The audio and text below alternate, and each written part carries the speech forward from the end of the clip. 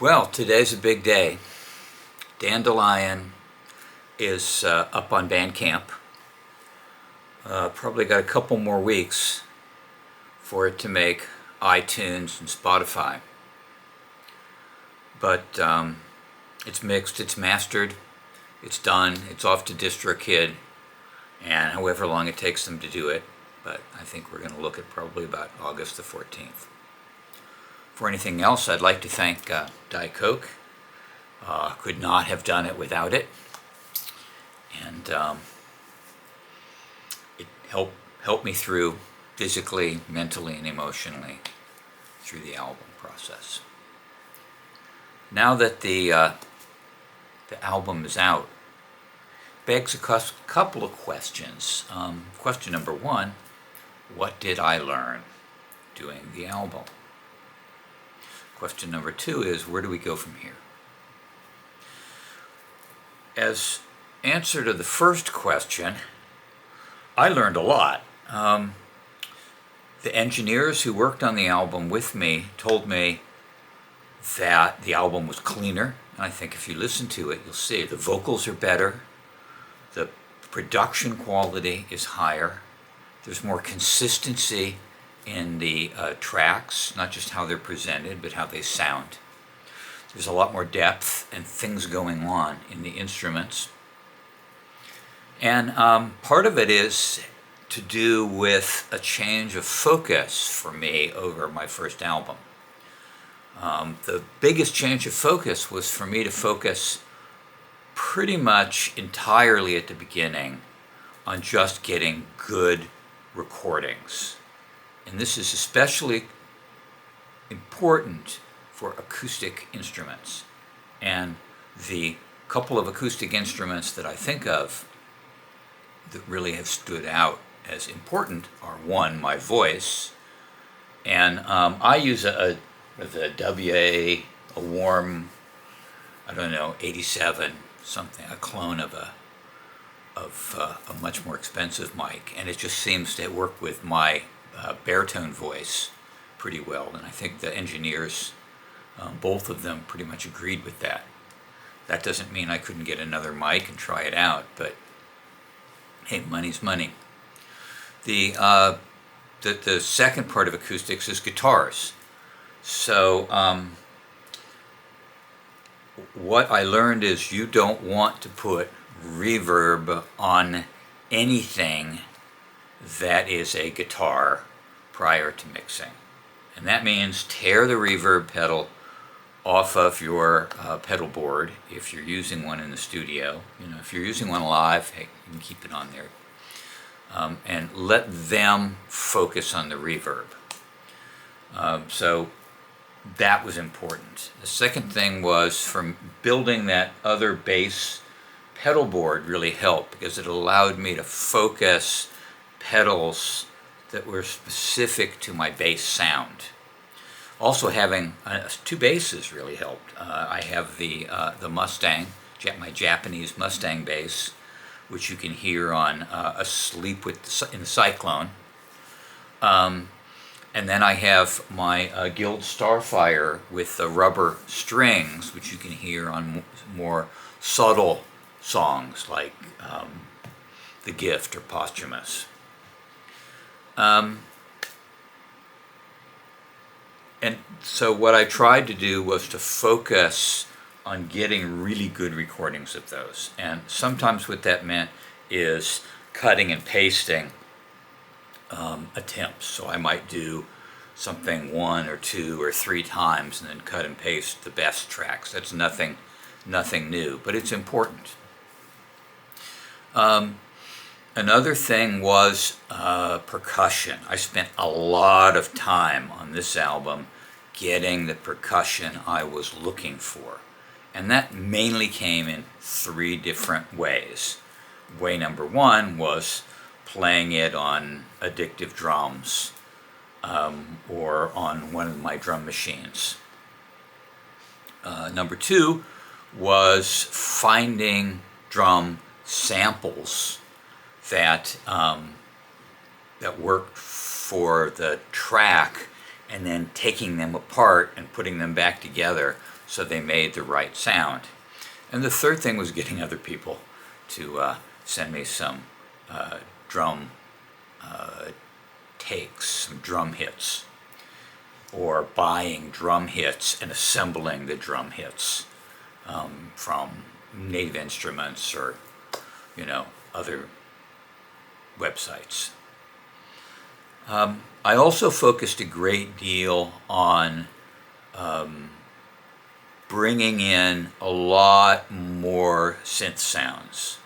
So I used a number of different synthesizers. My hardware synths, which were my Dave Smith Prophet, or the Moog Grandmother, or the Microkorg, or the OP1 Field. I used sounds off of all of those. I also used sounds off of Zebra, and I used sounds out of the various synth engines in Native Instruments and in Audient. I used virtual mellotrons, Junos, things out of Serum. But I really took a great deal of time and effort to think about what I was doing and go hunting for it, as opposed to just take what I found and living with it. And I think it really, really, really helped. The third thing was mixing.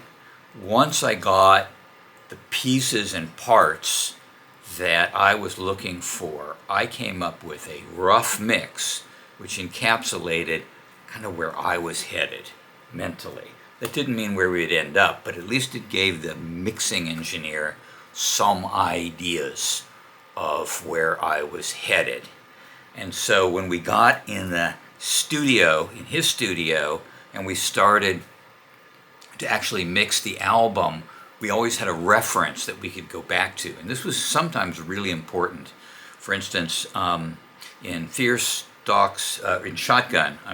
Shotgun, there is a drum loop, and we could not get the drum loop to end right. And finally we went back to that rough mix, and I said, here's the problem. It needs to end at a certain spot in the loop for it to sound right.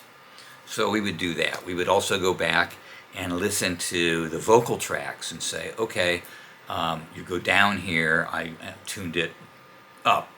And we spent a bit of time doing not big tunings, but little tunings on the vocal in order to make sure that everything landed right. That was, it's important to get that, and it's important to spend the time. I literally sat with the mix engineer, 4, 5, 6 hours a day for 10 days on this album. We just sat next to each other and listened to it piece by piece, bit by bit, to make sure that we got everything right. Because it's not like when you're performing it live and the effort of being live is one kind of vibe. When you have it on the record needs to be pretty damn good. It needs to be, I'm not going to say perfect, but it needs to encapsulate pretty much what you intended it sound like for the audience. You don't get that opportunity to sort of get them excited in a live show. And then mastering. I spent a day in the kitchen here in Carborough, and we just spent a day listening to bits and pieces and making sure that the funny little tweaks were taken out, that we kept in the breaths where they needed to be kept in and pulled them out where they didn't need to be there, and sort of translated that mix into something that where all the tracks live together happily, both acoustically and in terms of vocally. So if you don't know, when you're mastering an album, a lot of times, what you'll do is the engineer will listen to your voice all the way across. And what he tries to do is he tries to get your voice, or he tries to get the vocals, so there's a certain theme going. So your vocal doesn't sound slightly different here or there, but there's sort of a consistency there across the album. We spent a lot of time doing that. So all of these things I learned doing album number 2. And I will say that overall, I'm pretty pleased with it. Am I absolutely pleased with it? No, of course not, because every time I hear it, I hear mistakes, which is the way of the world. It's what drives you forward. But for any of you who are watching this, I hope you enjoy it. I hope you listen to it. Hey, I hope you buy it. Buy T-shirts. For those of us who don't tour, it means a lot to make a few shekels here and there, and it's very much appreciated. Where to go from here? Well, there's always that terror of the blank page, and I certainly have the terror of the blank page right now.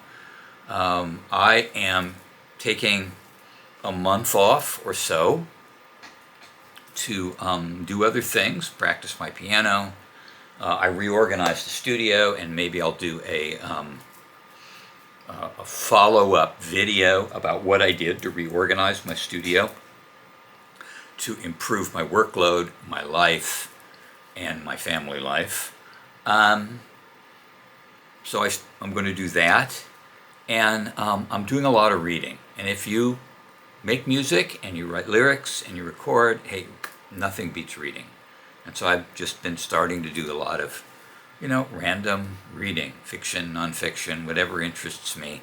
And ideas show up, and I write them down. And there are all those songs in Dandelion and in Alienation that are all based upon random thoughts assembled together and put to music, or music that is put together and I found a random thought to attach to it. But it all comes from somewhere. So, Dandelion is done. It's up. A couple of weeks from now, it'll be on the Spotify and iTunes, as I said, but right now it's on Bandcamp, so feel free to hunt it down. For those of you who are watching this or have stuck around for the making of the album, I thank